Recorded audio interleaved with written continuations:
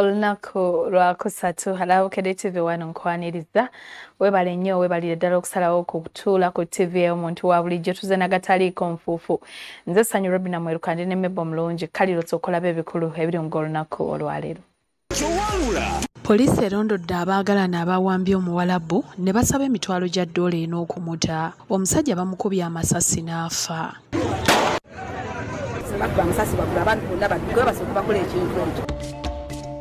Kansala yeefuula omusawo n'akuula omwana erinnya erimuzimbizza oluba bamukutte. Tulireka tulitadde omulwadde genda omujje ku kitanda agende. Emyaka 15 egya Bukedde TV yene emboozi y'omuvubuka eyabika omwana we nti afudde. Olwabikula keesi basangamu kiti. Ekyamuyamba poliisi yano yali yakisa yamutaasa nnyo. Ab'ebibanja baloopedde Minisita Mayanja omusajja abagobaganya alagidde n'akwatibwa.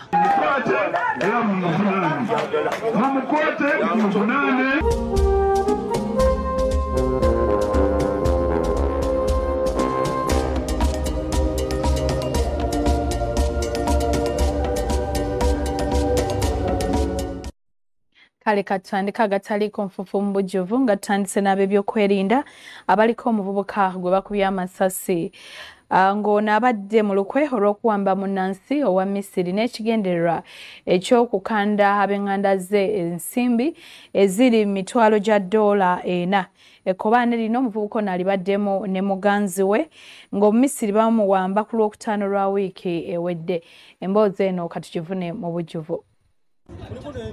Poliisi ya Jinja Road ng'erina ey'ebuloba baliko omuvubuka atemera mu gy'obukulu 35 atategerekese mannya ge gwe bakubye amasasi agamuleseeko kikuba mukono ngono kigambibwa nti ng'ayambibwako muganzi we baliko munnansi wa Misiri Muhammad Ali Abu ow'emyaka 4 omukozi ku kitebe kya Misiri mu Uganda gwe baawamba n'ekigendererwa eky'okumunyagako ensimbi.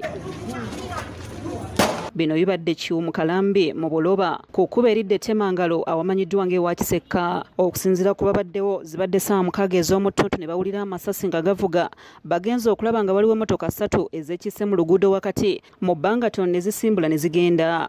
Bagenze okwetegereza we zibadde nga waliwo alekeddwawo mu kitaba ky'omusaayi wabula okumutuukako ng'akyalimu akassa ono ne batemya ku poliisi y'e Buloba okujja okulaba ogubadde.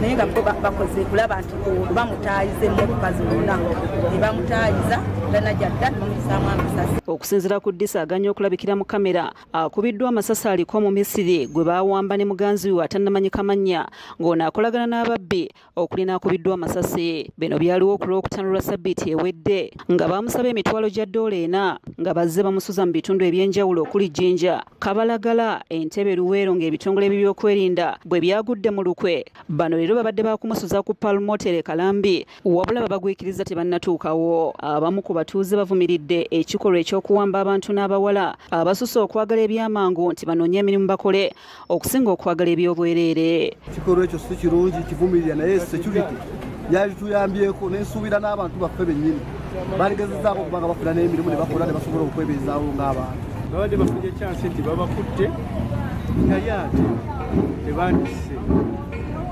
kujjako nga wabaddewo obuzibu nti nabo babadde n'emmundu. Naye tuvumirira abawala abo bakozesa abantu bakola ekikolobero kibi kubanga kati bw'ofuna omusajja ate n'omupangira omutte okujjeko ssente kiba kibi.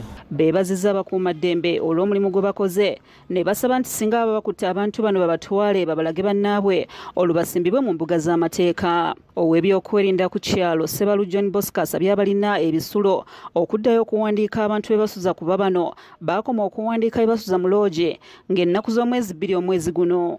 Era twebaza abasekyuiti omulimu gwe bakoze okulaba nga batutaasizza abantu abo osanga baalirese omuntu oyo ne bamuttira mu hoteeri omu. So mu kitundu kyaffe ne tufuna erinnya ebbi. Amyuka omwogezi wa poliisi mu hoteeri omu. So mu kitundu kyaffe ne tufuna erinnya ebbi. Amyuka omwogezi wa poliisi mu Kampala n'Emirano Luko Weesigira akakasizza okubiwako omuvubuka n'amasasi agamba nti okuva nga 8 omwezi guno ali lwe yabula babadde bamuyigga nga yakoma okulabikako ku Garden City ng'avuga emmotoka ye. Agambibwa okuba nti nno mutuuze mu kitundu kya Kawalya Kagwa Close Kololo era nga ennaku z'omwezi 8 teyasobola kudda waka. Ayongerako nti okunoonyereza kukyagenda mu maaso nga ye Omumisiri bamununudde naye nga gubakubye essasi afiiridde mulago nga yakatuusibwayo. Okunoonyereza ko kukyagenda mu maaso okumanya akabinja kano ekigendererwa ng'oggyeko ssente kibadde ki. Lydia Nareiso yakusakidde eggulire lino.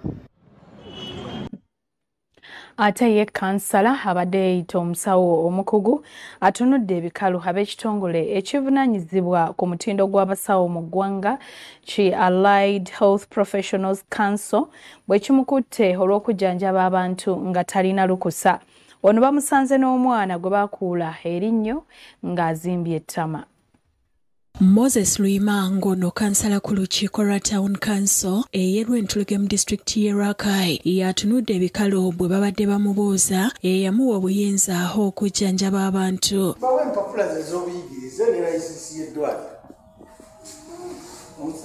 Oli dokita nannyini ddwaliro. Kidiridde abakungu mu kitongole ki Allied Health Professionals okukola ebikwekweto w'enja okufeffeta abasawo ab'ebicupuli n'abatalina bbaluwa zibakkiriza kukola mulimu guno. Ku ddwaliro lya Luima abakulu basanze aliko omwana gwawadde ekitanda oluvannyuma lw'okumukuula erinnyo kyokka n'azimba ettama lyonna ekiwaliriza abakugu okumusoya kajojijoji w'ebibuuzo olw'okumala ebbanga nga bamusaba empapula z'obuyigirize n'abeebalama. Kayiza agambye nti abantu ekikula kino abeerimbika mu mulimu gw'obusawo babulabe nnyo eri obulamu bw'Abannayuganda era n'asaba abantu okuddukira mu b'obuyinza singa babaako omuntu yenna gwe beekengedde. Yakuula amannyo, yazaalisa, yajjanjaba, yakuba empiso, ye buli kimu mu ddwaliro lye. Kati ng'ate embeera ya bulabe ekyennaku tugenze okumanya nti kansala wa kitundu. Fiona Nannyomo yakusakidde eggulire lino ku Rabukedde TV. Nga tukyagenda mu maaso n'okulaga emboozi ezo ezikutte omubabiro emyaka 15 gye tumaze nga tuweereza wano ku mpewo za Bukedde TV1. Olunaku olwaleero tukuleetedde omuvubuka eyabika omwana we nti afudde kyokka bagenda okubikula sanduuko basanga mu kiti. Bino byonna byali lusaka lwa mmese ekaliisizo mu kyotera.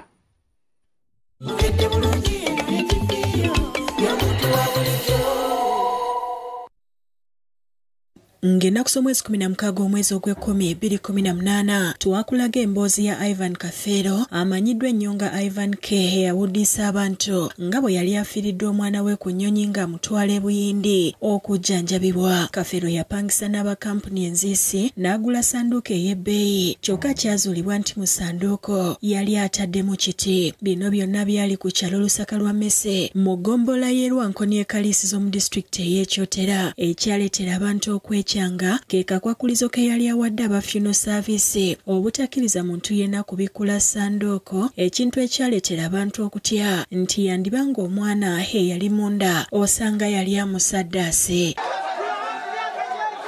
Kyokka abatuuze baagwawo ekigwo bwe baasaanikula sanduuko eno ku mpaka amaaso ne bagakuba ku nduli y'ekiti gye yali atadde munda ekyaviirako abantu okwekalakaasa nga baagala okumukuba n'adduka nga wano poliisi y'e Lusaka yakuba amasasi okutaasa embeera.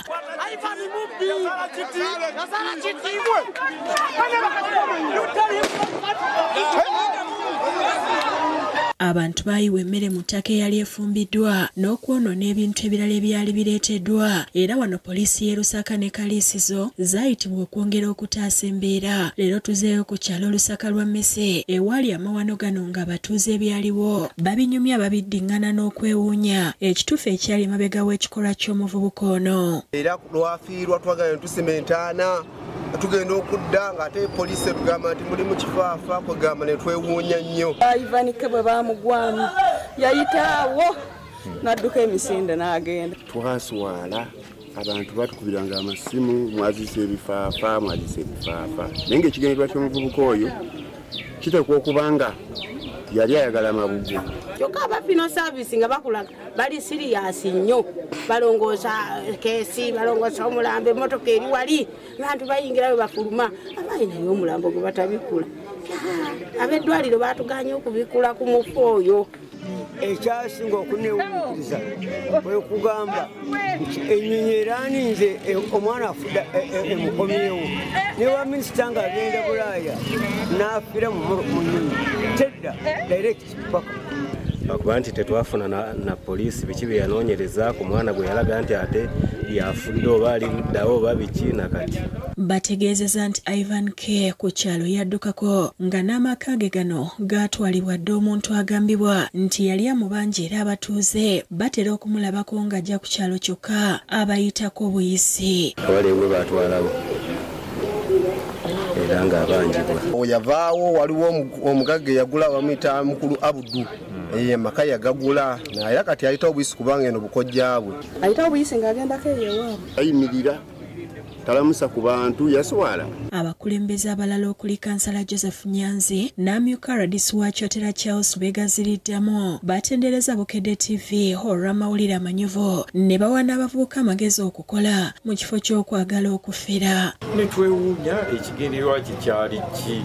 N'olwekyo tukubiriza abavubuka muleme kwagala nnyo bintu bya bwereere mukole. Abavubuka basinga ekyokuyiga bamanya nnyo ensimbi abantu balina kukola bukozi so si very vimu n'abawuddisa n'ababuzaabuza. Kedde njebaza ekka wansi neefuna omuntu amawulire gaayo neegaleeta nga malungi ne tuyiga ne tuwa puroguramu ez'okwekulaakulanya nebanga abantu tujjako ekifo buli lunaku obuteebowa kugamba Bukedde tukyagala nnyo era tugisabira buwanguzi ewangala emyaka gyonna. Pok ne yawumula Vincent Sebowa Mayiga yeewuunyiza omuvubuka ono kye yaliko nawe abavubuka amagezi okukola ebintu ebibaweesa ekitiibwa. Ona abavubuka tubakubiriza byemukola bibenga bya mazima ate nga bibaweesa ekitiibwa. Atendereza Bukedde TV Retofaali lyetadde mu nkulaakulana y'abantu naddala olwa puroguramu ezizimba n'amawulire agataliiko nfufu era n'asaba tugende mu maaso. Bukedde ebubuse era byetukoledde emyaka 15 bikulu nnyo naddala mu kuzimba eggwanga lyaffe Uganda ate ne Buganda mu ngeri y'enjawulo. Bukedde ffe tugirabamu ebyenjigiriza ku screen oko Oluganda mulimu ne ka programu ko Oluganda batuyigiza Oluganda kaba kampine batuyigiza tubikwata mangu kubanga ddala tegabaako nfuufu ate nga tuvira ddala wansi mu bantu baffe aba wansi awo nno twenyumiza nnyo mu TV yaffe eno. Mulio wa John Bosco yakusakidde eggulire lino ku Bukedde TV. Ye Minisita ow'ebyettaka Dr. Sam Mayanja alagidde abakuumaddembe okwata buli mugagga eyayita nannyini ttaka ng'agezaako okugobaganya abatuuze. Ono era aliko eyayita nannyini ttaka abadde asengula abantu. Emityana gwalagidde poliisi emukwate n'aggalirwa. Minisita omubeezi ow'ebyettaka Dr. Sam Mayanja ng'atuuka Emityana ayaniriziddwa omubaka wa President John Drake Mukiibi ne ssentebe w'ekibiina kya Bibanja Association Abraham Luwalira bagenze mu tawuni y'ekiryo kya Mugombola y'e Kalangalo ng'eno abantu ab'enjawulo abalina ensonga z'ettaka we bakuŋŋaanidde. Abakulembeze ku mitendera egy'enjawulo abamu ku bano basabye gavumenti esseewo ensimbi ez'okugulira ab'ebibanja bafune obutuuze. Ekirala wabeerawo entegeeragana yonna ng'ewagavu wabeerawo entegeeragana eya sharing nayo bagiteekewo nti atirisi nannyini oba ttaka anaafunanga pasentegi bweti n'owekibanja asigaze pasentegi bweti. Abatuuze ababadde mu lukuŋŋaana bakaabye nga balojja bye bayitamu era ne basaba minisita abeeko n'ekyakola. Nti batuwe miliyoni 4.1 tuve ku ttaka kyokka tulina abaana 9 tulina tubatwala. Waliwo agambye nti yadde nga bawangalidde ku ttaka mu tawuni y'e Kalangalo omugagga Andrew Nyanzi yabawaabira nti baliriko mu bukyamu nga yadde bawangula omusango mu kkooti yagaana okubikkiriza ate n'atajulira. Era kkooti n'emulagira n'okutuliyira akole ki atuliyire kubanga yakolerawo ewaka yatugobawo yatema emmwanyi zonna ezaaliwo kali tunsi yenna yakolerawo emyaka gyonna okuva bwe yatandika otwesonsaako. RDC Mukiibi agambye nti kati bategese okutalaaga buli kyalo ekiriko enkaayana balabe bwe zigonjoolebwa. Tuteekwa okukuba enkiiko ezikwata ku by'ettaka nga tuzitandikira ku ttaka sole ku kyalo. Bwe waba nga waliwo ensonga tugende ku kyalo ekyo tukirambule abantu nga weebali tutandika okumanya ani akola kino ani akola kino. Akunze abatuuze okufaayo okukola ebiraamo ng'agamba nti bangi bafa ebintu byabwe ne bisigala nga bikaayanirwa. Abantu tebakyayagala kulaama, bwe balama bakimanyi tebagenda kufa. Ne batulekera omugugu okusalirawo abantu abatakoze eki abatalaamye. Obubaka bwe Minisita Mayanja asoose n'alagira omusajja Nyanza akwatibwe era n'ateekebwa ku kabangali ya poliisi.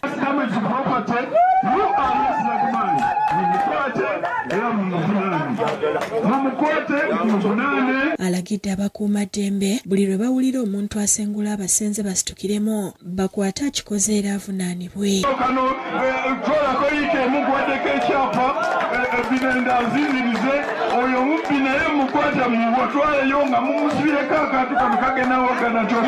Ayogedde ku kyabagagga bagamba basenze okwegula oba okugabana ng'agamba nti kino kikyamu era n'ow'ekibanja aba n'obwannannyini. Oli waddembe okutunda ng'oyagadde ekibanja kyo kubanga oli waddembe okutunda ekikyo. Willing buyer, willing seller. Luka Kajiri yakusakidde eggulire lino ku Lwabukedde TV. N'emboozi ezo kati tukuumuzeemu tugenda kudda n'ekitundu ekyokubiri eky'akatale k'Onfuufu.